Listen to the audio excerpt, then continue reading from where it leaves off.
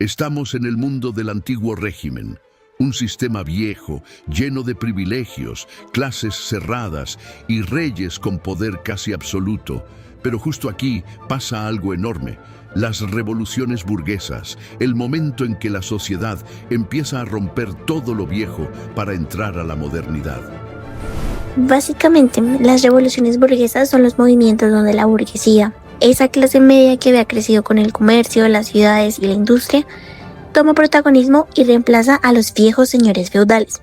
Es como si la economía hubiera cambiado tanto que la política ya no podía seguir igual. Estas revoluciones no fueron un solo evento, sino todo un ciclo que empezó a finales del siglo XVIII. En 1776, la independencia de Estados Unidos. En 1789, la Revolución Francesa. Y luego siguieron muchos más, en 1820, 1830 y 1848 en Europa. Todas tenían algo en común: querían acabar con el absolutismo y construir un mundo más libre, más igualitario y más moderno. La explicación es que la economía ya no era feudal. Con el comercio internacional y la revolución industrial, la burguesía se volvió poderosa económicamente, pero sin poder político real. Ahí nace la tensión, de donde se preguntan: si producimos, comerciamos y movemos la economía, ¿por qué no tenemos voz ni voto? Adicionalmente, es importante analizar las causas que llevaron a esto. Por un lado, tenemos causas económicas. El capitalismo empezó a crecer. Fábricas, máquinas, comercio, ferrocarriles. Eso chocaba con las leyes viejas del feudalismo. La burguesía necesitaba libertad económica, menos trabas y reglas modernas. Adicional, como sociales, las ciudades crecieron, aparecieron profesionales, abogados y comerciantes, gente educada que ya no aceptaba que todo dependiera de la nobleza. Además, la Ilustración difundió ideas superpoderosas, como la libertad, la igualdad, derecho a participar y la soberanía del pueblo. Como políticas, los reyes estaban en crisis: guerras costosas, impuestos altos, deudas gigantescas, censura y privilegios injustos. La gente empezó a pensar: este sistema ya no nos sirve y necesitamos un cambio. Montesquieu, 1748. Todo hombre que tiene poder se inclina a abusar de él. Va hasta donde haya límites. Para que no pueda abusar, el poder debe detener al poder. El espíritu de las leyes. Ahora es importante ver cómo explotaron las distintas revoluciones. Por un lado, tenemos la Revolución de Estados Unidos en 1776, donde las colonias dijeron no más al control británico. Reclamaron derechos, representación, libertad comercial. Declaran su independencia y crean un nuevo modelo republicano. Adicional, en 1789, en Francia, sí que todo explotó. El tercer estado. Es decir, el 98% de la población se cansa de pagar impuestos, mientras nobles y clérigos vivían con privilegios. Estalla la revolución, cae la monarquía absolutista y aparece la famosa Declaración de los Derechos del Hombre y del Ciudadano. Los hombres nacen y permanecen libres e iguales en derechos. Artículo 1. Entre 1820 y 1848, como ejemplo de Revolución Francesa, se contagió por Europa, España, Italia, Grecia, Alemania y Bélgica. Todos querían constituciones, derechos y gobiernos más representativos. La gente estaba despertando políticamente. ¿Qué querían estas revoluciones? Pues, estas revoluciones buscaban un Estado constitucional, el fin de privilegios feudales, libertad económica, igualdad jurídica, participación política, esto teniendo en cuenta que al inicio era solo para hombres con propiedad. Asimismo, es importante analizar qué lograron, pero también qué les faltó. Por el lado político, nacen los estados modernos, las constituciones, repúblicas, división de poderes, soberanía nacional. También se acaban los privilegios de nobleza y clero. Asimismo, por el lado económico, se fortalecieron los mercados libres, la industrialización y el capitalismo como sistema dominante. En un aspecto social, no todo fue tan perfecto. La sociedad estamental desapareció, pero surgieron grandes desigualdades. Mucha gente quedó por fuera: obreros, campesinos, mujeres, esclavos e indígenas. La igualdad jurídica llegó, pero la igualdad real todavía no. Ahora, también es importante poder ubicar a América Latina y Colombia en el contexto. Por un lado, en América Latina las independencias fueron inspiradas por estas ideas, pero con algunas diferencias. Aquí no había una burguesía industrial fuerte. Los que lideraron fueron los criollos. Pues querían libertad frente a España, pero no necesariamente igualdad para todos dentro del territorio. Esto marcaba una diferencia clave con Europa. Colombia, como ejemplo, pasó por juntas, guerras internas y campañas militares. Se formó una república, pero gran parte del sistema económico colonial siguió igual. Fue una revolución política, pero socialmente limitada. Simón Bolívar, 1815. No somos europeos ni indios, sino una especie media entre los legítimos propietarios del país y los usurpadores españoles. Carta de Jamaica. Las revoluciones burguesas fueron el salto del mundo feudal al mundo moderno. Derribaron el absolutismo, proclamaron derechos y encendieron el inicio del capitalismo y de los estados constitucionales. No resolvieron todas las desigualdades, pero cambiaron la historia para siempre.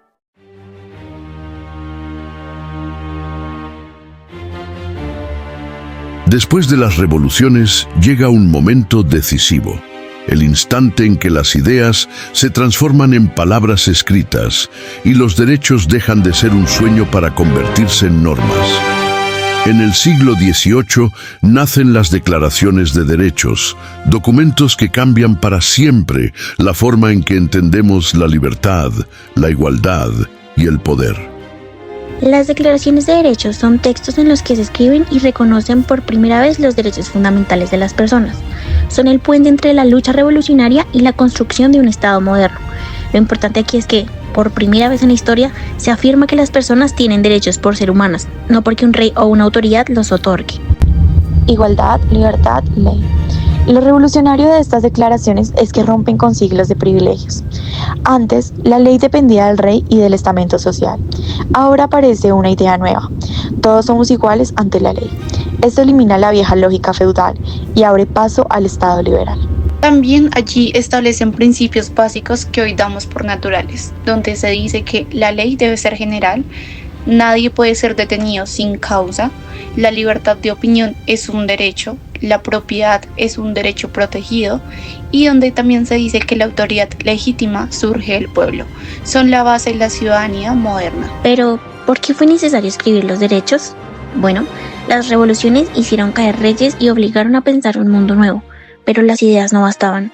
Las declaraciones eran necesarias para convertir las ideas de la Ilustración y de las revoluciones en reglas escritas, claras y exigibles.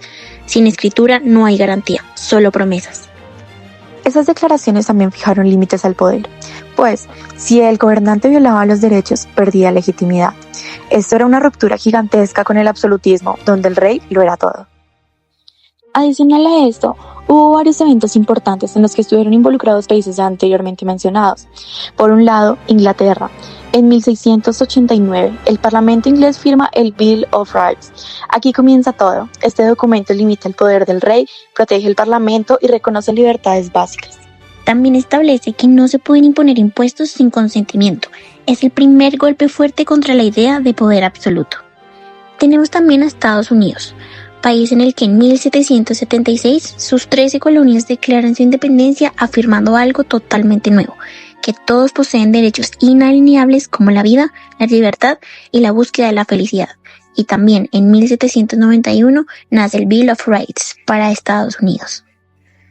Por supuesto, esto cambia el vocabulario político, pues el poder legítimo ahora depende del consentimiento del pueblo. En 1791, el Bill of Rights estadounidense protege la libertad de expresión, la religión, el debido proceso y la prohibición de castigos crueles. Estos derechos se vuelven modelo para los nuevos estados. También tenemos a Francia. Aquí nace el documento más influyente de la historia moderna. En 1789 se proclama que los hombres nacen y permanecen libres e iguales en derecho. Esto en la Declaración de los Derechos del Hombre y del Ciudadano. Siguiendo con esto, también termina legalmente el sistema feudal. Se abolen privilegios, títulos y desigualdades jurídicas. La soberanía deja de ser del rey y pasa a la nación. La Declaración Francesa se vuelve un referente mundial. Sus principios como la libertad, igualdad y fraternidad inspiraron a América Latina, Europa y las constituciones del siglo XIX que realmente fueron demasiado importantes. Thomas Paine, Derechos del Hombre, 1791. Los derechos no son regalos del gobierno, son derechos inherentes a cada individuo.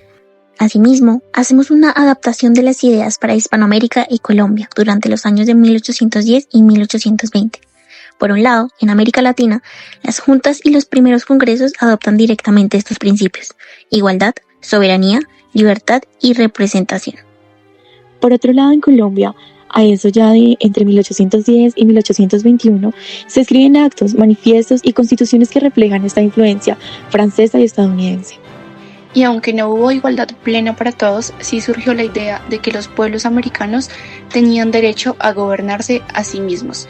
Y cambiaron la historia, dieron origen al constitucionalismo, a los derechos humanos modernos y a la idea universal de dignidad.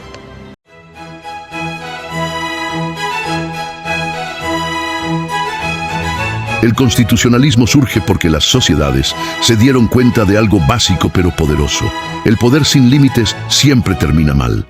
Durante siglos, los reyes concentraban todos los poderes. Hacían leyes, juzgaban, cobraban impuestos, declaraban guerras, castigaban. Todo dependía de una sola persona. Ese modelo se llama absolutismo. Y aunque parecía ordenado, en la práctica generaba injusticias, favoritismos, persecuciones. Como hemos visto, las declaraciones de derechos habían sido ya un paso inmenso para exigir libertad e igualdad, pero no bastaba con escribir derechos en un papel. Se necesitaba un sistema que obligara a los gobernantes a respetarlos. Eso es el constitucionalismo, el mecanismo que convierte los principios en obligaciones. Y por supuesto, la Constitución no es cualquier documento. Este tiene 3 funciones centrales que hacen posible el Estado moderno. Primero, organizar el poder.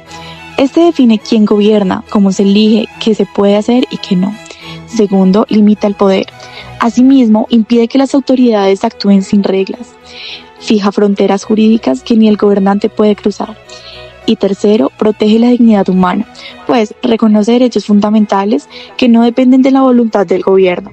Esto convierte la Constitución en la norma suprema del país. Es la regla de reglas. Aquí, la separación de poderes nace como respuesta directa al abuso de autoridad del absolutismo. Como nos decía Montesquieu, tras estudiar la monarquía inglesa y los excesos franceses, concluyó algo esencial: quien concentra todo el poder inevitablemente abusa. Por eso se divide el poder en 3 funciones: legislativa, que se encarga de crear leyes representando a las personas; ejecutiva, aplicar y gobernar según lo que dice la ley; y la judicial, donde se resuelven conflictos y controlan la legalidad. Pero lo verdaderamente profundo no es solo dividir el poder, es que cada poder vigila al otro. Esa vigilancia mutua crea los frenos y contrapesos, un sistema donde nadie puede actuar solo ni imponerse por encima de la Constitución. Tenemos también la supremacía constitucional. Esta significa que la Constitución es la base y el límite de todo el ordenamiento jurídico. Cualquier ley, decreto, acto administrativo o sentencia que la contradiga es inválida. Pero para que eso sea real y no simbólico, se necesitan 4 cosas. Primero, tribunales constitucionales fuertes. Segundo, jueces independientes. Tercero, mecanismos de control. Y cuarto, recursos judiciales accesibles, como la tutela en Colombia, por ejemplo. Sin estos instrumentos, la supremacía constitucional sería solo una frase bonita. Es por eso que, antes del constitucionalismo, los derechos eran declaraciones filosóficas o políticas, pues eran ideales, no garantías. Con el constitucionalismo, los derechos se vuelven exigibles, es decir, el Estado debe cumplirlos, los jueces deben ordenarlos y cualquier ciudadano puede reclamarlos. Esto implica aspectos como que la Constitución obliga, los derechos tienen fuerza jurídica y el Estado responde cuando falla. Por eso, el constitucionalismo convirtió los derechos en herramientas concretas para proteger la dignidad humana. El constitucionalismo clásico se enfocaba principalmente en limitar al Estado y proteger las libertades individuales tradicionales, como la propiedad, expresión, libertad personal. Pero la sociedad cambió. Los problemas del siglo XX mostraron que solo la libertad negativa no alcanza. Por eso aparece el neoconstitucionalismo, que profundiza en 3 puntos muy importantes. Primero, la dignidad humana como fundamento del orden jurídico, es decir, que la Constitución deja de ser un límite y se convierte en una guía ética del Estado. Segundo, tenemos los derechos sociales con fuerza jurídica, como la salud, educación, vivienda, igualdad real. Ya no son aspiraciones, son mandatos exigibles. Y tercero, tenemos la ponderación de derechos. Cuando dos derechos chocan, no se elimina uno. Se busca el equilibrio que respeta la dignidad de la persona afectada. Este modelo exige jueces más activos y un Estado responsable de garantizar condiciones reales de igualdad. En Colombia, el constitucionalismo surge como respuesta a la inestabilidad y desigualdad que marcaron al país tras la independencia, aunque hubo varias constituciones durante mucho tiempo no garantizaron realmente los derechos. Eso cambió con la Constitución de 1991, que estableció límites al poder, reconoció la diversidad del país y volvió a los derechos exigibles para todos. Gracias a la Corte Constitucional y a la acción de tutela, la Constitución pasó de ser simbólica a una norma viva que protege la dignidad humana y asegura que ningún gobernante esté por encima de la ley. El constitucionalismo es el corazón del Estado de Derecho. Limita el poder, protege la dignidad y transforma principios como libertad, igualdad y participación en instituciones reales. Es la garantía de que ninguna autoridad puede estar por encima de las personas.